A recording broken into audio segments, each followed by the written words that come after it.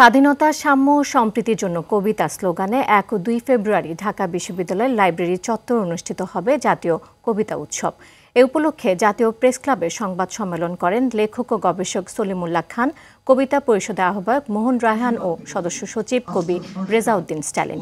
এ সময় জানানো হয়, উৎসবে ফ্যাসিবাদ ও সাম্প্রদায়িকতার পক্ষে পতিত স্বৈরাচারের বন্দনা, ধর্মীয় উস্কানিমূলক ও জুলাই গণ অভ্যুত্থান বিরোধী কোনো কবিতা পাঠ করা যাবে না।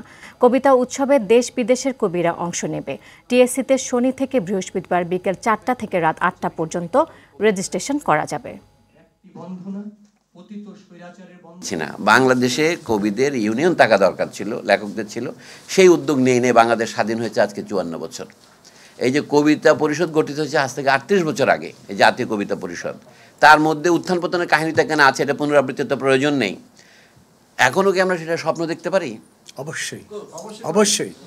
যারা ফ্যাসিস্ট সরকারের দালালি করেছেন তাদের, এবং আজকে জুলাই বিপ্লবের সময় যারা এর বিপক্ষে ছিলেন, আপনারা নিশ্চয়ই বুঝতে পারেন যে সেই সব দলদাস কবিদেরকে আমরা এখানে ডাকতে পারি না। কোনো কবি কখনো রক্তের উপরে দাঁড়িয়ে কখনো জনগণের বিরুদ্ধে যেতে পারে না, আমরা সেটা বিশ্বাস করি।